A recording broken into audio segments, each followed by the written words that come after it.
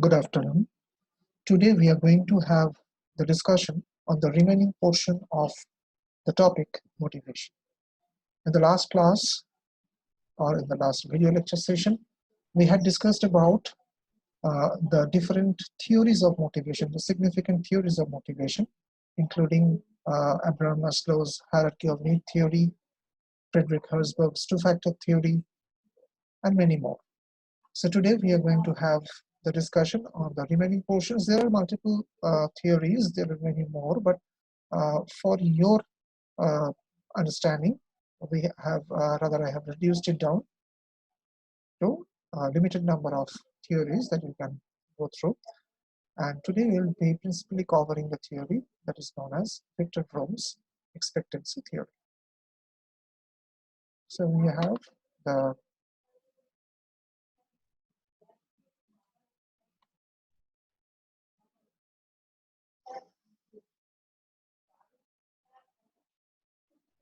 presentation in front of us. We'll just have a brief recapitulation what we had talked about in the last class, the motivation.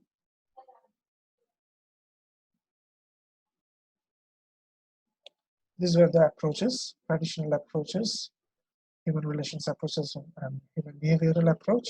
Already it had been done at length, so I'm not getting into the detail anymore. It's just a recapitulation. Abraham Maslow's theory talks about the various kinds of needs. ERG theory by Clayton Alderfer, it talks about the various needs like existence need, relatedness needs, and the growth needs. And it had been aligned with the Maslow's theory. We have seen that how they are related. Similarly, Herzberg's theory, it has also got a reference to Maslow's own theory. We had already talked about in the last class that the first three levels of needs, according to Maslow's theories, are referred as the hygiene factors. According to Herzberg, he said that these three factors of the needs will definitely satisfy employees, but will not motivate.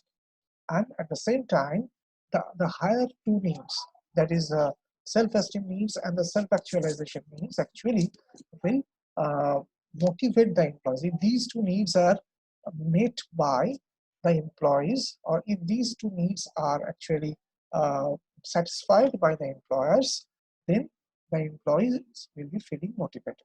So these two will be the motivating factors according to Herzberg's model, so that we had also seen in the last class. Now the third model also we had seen, the McClelland's, the David McClelland's model. Here we can see that there are three types of needs. One is the achievement need, second one is the affiliation need, and third one is the power need. There are different kinds of people who are actually having the different kinds of needs as well. If you are having the need for achievement, means if you have achieved something, they definitely would love to be recognized for that achievement. There are few people who actually needs to have the belongingness and the relatedness and the bondage with the organization. These are the affiliation needs. If the departmental cohesion is not good, if the colleagues are actually not very friendly, then these kinds of needs will not be satisfied in the organization. And the power need, obviously, this type of people, this type of employees would love to have the power. So either definitely it doesn't happen that in a single individual all the three needs are present, but all these three needs can be present in a single individual as well. So it may happen that a single individual having all these three needs, if all are satisfied, he will be grossly motivated. If at all a significant portion has been satisfied, he will be motivated as well. But if a very scant amount of these needs are actually satisfied, he will not be motivated. But normally what happens that these kind of needs are actually individualistic. Means a single individual will have the achievement need, another individual will have the affiliation need, another individual will have the power, or they can be present in different combinations as well. Whatever be the different distribution and the combinations of these needs, ultimately, if the significant portion and the percentage of these kinds of needs are actually satisfied for an employee, he will be feeling motivated. So the employer should take care about these particular types of needs. Obviously, it will be individual specific and employee specific. So that particular groundwork should be done by the employer to identify which employee is having what kind of needs, and accordingly that should be satisfied. This is a theoretical model by David McDonough. Now the model I was talking about is the Bloom's expectancy theory. In Bloom's expectancy theory, basically there are three segments. First segment is the expectancy, second one is the instrumentality, and the third one is the balance. You can see on screen the model, and motivation is basically the product of all three. Now, what is expectancy? It is being said that if you put the hard effort, if you work hard, definitely you will be able to perform well. Take a very simple example. If you study well, if you have worked hard, definitely you will be able to perform well in the examination. So this is the expectancy. All human beings are actually having this expectancy. If I work hard, I will get some result. Now, there has been some gap between the working hard and result. Working hard may not provide you the result. Why? You have performed, but it doesn't mean that you will get the result. Performance will lead you to the result, but not ensure the result. Why? It is being answered by the two more steps. Instrumentality. You have performed, and that should lead to a certain good outcome. You have performed, and that must be leading to a positive outcome. If so happens, this is instrumental.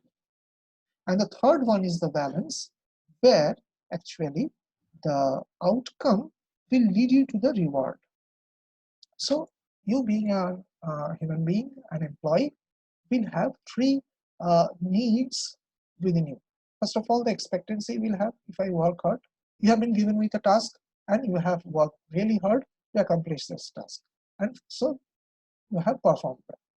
You will have an expectancy that if I work hard, I will perform well. Second thing, that you will again have an expectancy that if I have performed well, that will lead to a good outcome. Means in your appraisal, you are expecting that you will get a good score. So getting a score is basically the outcome. You have performed that up to that level, it is in your hand. But getting the marks, it's not in your hand. So in the appraisal, either you will get good score or you will not good score, but you have the instrumentality, the need itself within you, that as I have performed well, I must get good score. So that is the linkage between your performance and the outcome in terms of your expectation. And the third one, again, you will have the expectation that as I have performed well and as I am likely to get the good outcome, so I will be getting certain reward, maybe a salary hike, maybe an incentive, maybe some other monetary rewards or non-monetary rewards, maybe promotion as well. So whatever be the case, all these three expectancies actually, according to Bloom's theory, or the needs, the behavioral need for a human being or an employee, together will be leading into the motivation. If any one of them is not actually properly met, any one of these needs, if not satisfied at the organizational level, definitely the employee will not feel motivated and he will feel demotivated. So this is the essence of this particular model. So more or less, these are the models, these are the theories, behavioral theories, that actually determines the human motivation and most importantly the employee motivation. There are a few more theories like theory X and Y, like Porter and Lawler's model. So these models actually we have consciously excluded because these are the principal models that you must go through, and that will give you a proper insight about the employee motivation in the organization. So till this point of time, I shall continue with my discussion in the future lectures.